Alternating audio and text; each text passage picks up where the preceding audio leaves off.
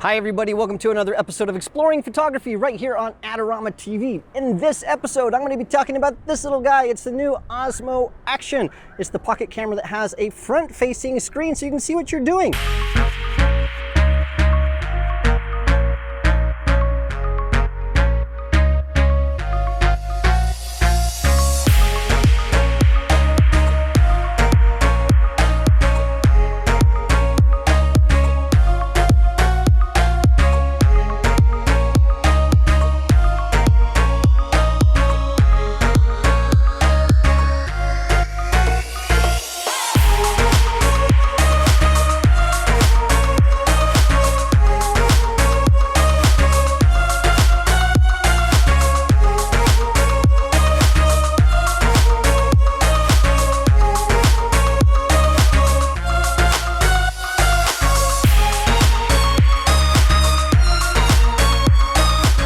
Well, let's get right to it. What makes the Osmo Action an awesome camera? There are tons of features in this camera that I've sort of put it through its paces. I've had this little action camera for about a month now, and I tried it in different scenarios. Underwater, in crazy rain, on my motorcycle, walking, using it as a vlogging camera, using the internal audio. I just try to test everything to use it as you would normally use it in the real world. So let's talk about some of the features that set this apart. The first one is it has a front-facing camera. So right on the front, there's a full HD screen, and so you can actually see what you're doing either from the back screen or the front screen.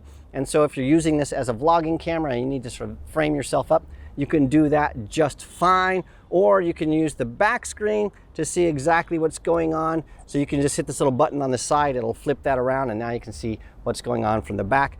It's really cool. The other thing that's really nice about this camera is there's a button on the side here that's called the QS button. That's the Quik Switch button.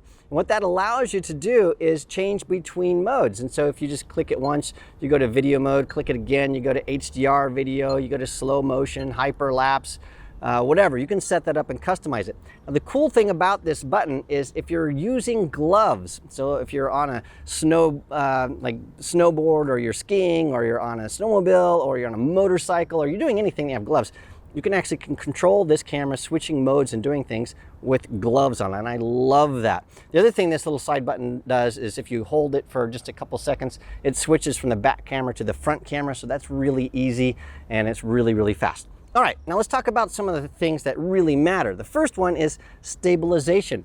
This camera has something called RockSteady, and it is incredibly good. And so just to give you a sense of how good this is, I walked down the pier here with the camera handheld with just a normal setting, and you can see that it is all over the place because I'm holding that with my hand. So then I went back and all I did was I turned on RockSteady and did the same exact walk, and you can see that now this is smooth as butter. It is gimbal-like, and so it is super smooth. In fact, because it corrects all of the axes, it actually looks a little bit better walking than my Osmo Pocket, which I was very surprised about. So this is gimbal-ish. Not a gimbal, but it's so darn close. It's really sort of crazy. Well, now I'm using the front-facing camera to frame up my shot to make sure I am actually in the frame. I also am using the built-in audio, so it's not horrible. Probably an external audio device would work a little bit better.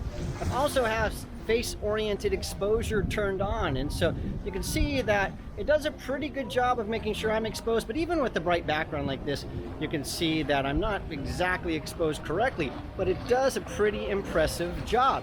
Now we're about, an hour or so before sun is going down. We've got a lot of clouds out there, so the contrast between my face and the background isn't extreme, but it is enough that would normally give a GoPro or other little camera some issues. So I'm really impressed with this camera. I'm impressed with how stable it is. It's very similar to using a gimbal. It's sort of wacky and crazy. The other thing that I think that is amazing about this camera that doesn't get a lot of hype is this front little screen here. It is water repellent. And so I was astonished. I was riding through heavy rain on my motorcycle, and I was really loving the fact that even though this thing was just getting drenched in rain, it was just falling right off the front of that lens. Let's talk about a couple other things. One of the things that I love about this, it just came out, it's a new feature with a firmware update called Hyperlapse. Now what Hyperlapse allows you to do is it's sort of like time lapse, but the difference is this is for having your camera move and recording things over time. And so you can do things like zipping through the curves on your motorcycle and you can speed that up. You can do a little walk through Cartagena, which I did, and there are different speeds. So you can do it 10 times as fast, 15 times as fast, or 30 times as fast. And so it really depends on what you're doing. You get different effects using that. And it's as simple as just choosing Hyperlapse, saying which speed you want, and off to the races you go. Another feature of this camera that I absolutely love is HDR video. Now what that allows you to do, if you have a really high dynamic range scene, you can sort of compress those things and get the highlights and the shadows in one shot in the camera without having to do a bunch of post-production. And so I tested that out on just behind me here last night when the sun was going down. And here's the scene that you can see. This is just normal video. And you can see that it's got some problems with the highlights. Things are being blown out. But then what I did was I just turned on HDR video, shot the same scene, and wow, what a huge improvement. That really changes the way I see things. I also did some tests in some more dramatic scenarios when I was in a cave doing some swimming in Mexico. And you can see here the back is totally blown out. When I turn on HDR video, it does a little bit better job. It still has some highlight problems, so it can't solve every single HDR issue, but it does a really, really good job. Another feature of this camera that I love, it's called the de-warp feature. Now, wide angle lenses like this are gonna distort the scene. And so on this camera, what you can do is you can turn on something called de-warp. What it will do is it will crop the frame, but it will straighten things out. And so here's a couple of scenes I have. Here is one with de-warp turned off. And you can see at the edges, things are just wonky. They're a little bit curvy. They look round. Turn on de-warp and you can see that now everything is flat and horizontal and looks wonderful. De-warp, I love it. Another really cool feature of this camera is if you want to shoot videos for Instagram and you need that vertical orientation, well, you just turn it like this and now you're in portrait mode and the videos are going to be saved in portrait mode, and so you can shoot things and then post those straight to Instagram without having to do any kind of post-production rotation stuff. It's really a time saver. This is DJI's very first action camera, and it's no surprise that it's pretty awesome because it's from DJI, but the question is, are there any negatives? And the answer is yes. So the first one that a lot of people are talking about is this does not do live streaming. And so that's something that is not right now in this. But the cool thing is with the firmware update, that could be enabled. So I wouldn't be surprised if live streaming comes to this camera before Christmas. So I don't know, don't quote me on that, but I'd be surprised if live streaming doesn't come around very, very soon. The second thing, and this is one of my gripes about this, again, this is something that can be solved very easily. There's no remote control other than a smartphone. And so the smartphone is amazing because you've got the Mimo application. You can control everything on this little camera from the smartphone. But if you're skydiving or zipping down a mountain on skis, or you're on a motorcycle or a snowmobile or something, you have this mounted to a helmet or on your bike or somewhere else, you can't use your smartphone. You need some kind of little thing you can put on your wrist to turn it on and off, or maybe on your handlebars. That doesn't exist yet, and so I hope DJI creates that. And then one little persnickety thing that kept getting me over and over is this little quick switch button on the side. It's used for two things: one, switching modes, and two, switching between the front and rear camera. I love it because you can use it with gloves. It's all the rage. I love that.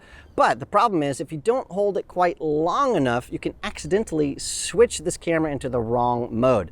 And so now I have really learned to really be deliberate when I push that button so I don't accidentally change from video mode to hyperlapse or something else and shoot unintentional video. Now the question is, Mark, should I buy this camera? And my answer is absolutely yes. I absolutely love DJI equipment. In fact, I shot this entire video using nothing but my DJI Osmo Pocket. Every single shot that you see either came from the Osmo Action or the Osmo Pocket, 100% DJI gear. The thing that I love about this camera is it's super easy to use. It shoots 4K, 60 frames per second, slow-mo, hyperlapse, time-lapse. It does stills. It does everything you could ever imagine out of an action camera. It's got a front-facing camera, so you can use it for vlogging. You can use external USB-C compatible adapters for external audio. It just does everything. So yeah, it's a no-brainer. And this is the camera I think you should get if you want an action camera. Thank you so much for joining me for this episode of Exploring Photography. Don't forget to subscribe to Adorama TV. It's totally free. Turn on the bell so you get notifications. And also make sure you follow me on Instagram, because I'm always posting behind the scenes videos of me making videos for Adorama TV and my travels around the world. Thanks again for joining me, and I will see you again next time.